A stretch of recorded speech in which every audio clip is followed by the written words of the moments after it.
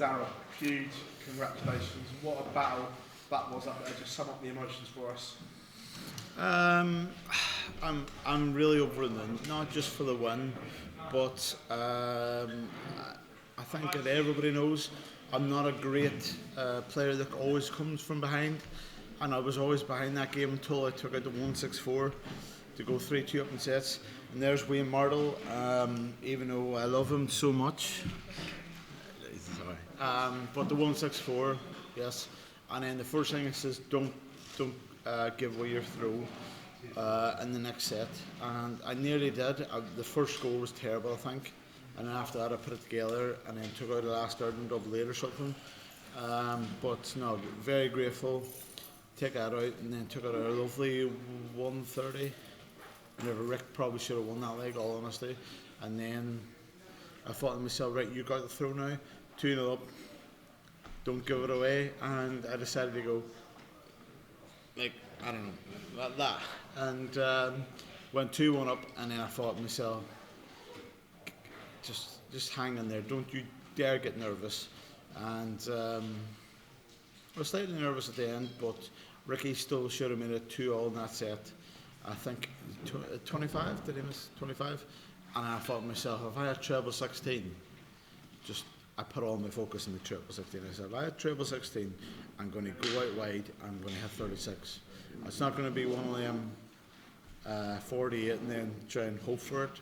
I said, I'm going to go out wide and use the marker instead of trying to come inside and then trying to hit double 9 last start. That'd be a horrendous start. And yeah, over the moon. You talked about the 164 then, obviously a huge finish in the context of the game. Did you feel it zapped the life out of Ricky as well? Because he was obviously in pole position at that point. No, it was one of them ones that I felt like through the game I was there mentally, and then I wasn't there. Whenever I needed a 140, I had a 140, and then whenever all of a sudden I was miles in front, I needed a ton just to steady up and keep myself a big advantage. I just felt like, no, I'm going to have a big 5 or have a big 1. And it's just a strange game, but very glad they get over the finish line because obviously I wasn't in front until the 164, and then I thought then, don't you dare let it go 3-all, because if it goes 3-all, obviously he had the throw, and I thought then it's going to be a massive struggle. So glad, honestly, and as I said in my interview on the stage, I missed Christmas Eve and I missed Christmas practicing, and for me that's a lot of practice I missed, even though it's only 2 hours each day. I just felt like I knocked myself out of a rhythm, and yeah, I've been practicing really hard the last 2 days over in the hill. You've seen a real eye-catching performance and one real gritty performance where you've had to dig deep. Could you put your finger on why they are so contrasting the two games? No idea, but I just know that the Daryl Gurney of old would have lost that game against Ricky. He would have lost it under pressure. The game against Steve Beaton, nothing against Steve Beaton, but I just felt like I was on it. And whenever you're on it, and not saying like it was easy to beat Steve, but I just felt like whenever I was thrown, it felt like it came easy to me. And then tonight, I just felt like I just knew it was a struggle. You can ask Josie. Every night she goes to me. She goes, "How do you feel?" I says, "Oh, I'm throwing well, but I just don't know how it's going to go." And that game was just a massive weight off my shoulders. And again, Chizzy up next. Both of you not set the world alight in your games. What are you expecting from that game? I expect Chizzy to turn up because Chizzy has played me so many times on TV and he's given me a good beating probably. But he knows that if he doesn't turn up, I'm going to beat him. I feel like I'm in the best form of my life. I feel like he's on the floor the best form of his life, but on TV not so much. But listen, it all comes down to doubles here, there and everywhere. Every set could go 2 each. And if we all hold through, it could go to the end. But yeah, I think Chizzy is there for the taking. But in every game he's been in against Cammy and Clemens, because I watched it yesterday against Clemens, and he was very clinical on his finishing. So I look forward to that game, but the best thing I'm looking forward to tonight is having some sleep. Many congratulations. Cheers, Phil. Daryl, talk to me about where that reaction came from at the end. It felt like you sort of bottled it up throughout the game and it all came out at the end. Yeah, you're right. I mean, the sets that I threw away, as I say, the fifth set was a massive blow to me. And I've watched the darts. I never usually watch the darts, and I've watched the darts all through this week. And the many sets I see that the game's changed. Somebody's 2-0 up, they miss 2 or 3 darts out of double, and then you lose the set. And that's I shouldn't have lost that set, honestly. I mean, I can't remember how many darts out of double I missed, but I know that whenever I went to the fifth leg, Rcky deserved it. Just relief. I put myself under so much pressure, and whenever I was practicing before the game, even the game started, I was thinking, just make a good game of it, kind of thing. Don't embarrass yourself. And I didn't think I was ready. Josie was saying, "Are you all right?" And I'm like, "I'm all right." And whereas really, no, I'm crapping myself, because I thought, as I said against Phil, whenever I went to play Steve, I feel like I was on it. I feel like I was ready. Didn't matter what Steve did, I was going to match it, and if I had opportunities, I was going to take them. Whereas this game was totally flip side. I just felt like I was whoever shot at a double between me and Rcky first was going to hit it, and if we did, it was going to be an easy game. If we didn't, it was going to be a 50-50, and 50-50 is more or less how it worked out. Not just a good night for you, a good night for your current World Cup pairs partner in Brendan Dudlin as well, beating Gillian Price. Did you manage to see any of that at all? Well, we watched the whole game, and then Dean Williams, obviously the person that takes us to bull up, and I think at this stage, I can't remember, it was 2-1 to somebody in the final set, and I says, "Dean, can we not leave this bull up day after this game's over?" And then he goes, no, we're going to do it now. He goes, I thought that Gizzy was going to prolong it and take it to a final set. So it was all right anyway. So me and Rcky went up, and I think we had 5 or 6 25s in a row. And then I went 25, and then Rcky went bull. And then I says, all the best, whatever, all the best to Dean. We turned around and looked, and we seen shaking hands on the stage, on the TV. And we were like, who won? Dean didn't know. I didn't know, Rcky didn't know, and they go, "Oh, Brendan won." I'm like, "Oh, right, okay, that's nice." And then Dean wasn't happy that he missed the end. I wasn't happy that I missed the end, and then Rcky was the same. So we're like, "Who won?" All three of us turned around and asked somebody, and they says, "Oh no, Brendan had tops first start. They won the match." But Brendan's a really hard player to play against.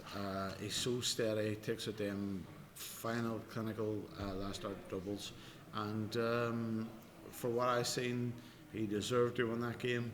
Fair play to him. But as it says, Hank out there, Teresa was sitting on our table, and me and Brendan had a wee chuck before the game started, and Teresa goes, "This is the winners' table tonight." I was like, "Oh, happy days, whatever." And then Brendan won. I thought, "Oh no, I hope I don't let the side down." So it all worked out in the end. Good man, cheers, Tom. Cheers. Daryl, how difficult is it to prepare for a match and get ready to go on stage when the 2 matches before you take so long? I think it was got 11 o'clock by the time that you got up there, especially after such a hugely emotional match between Ricardo and Luke, where they just zapped the energy out of the crowd. Yeah, I mean, I watched last night on purpose for the reason that whenever Mike Smith walked on, he walked on at 9:10.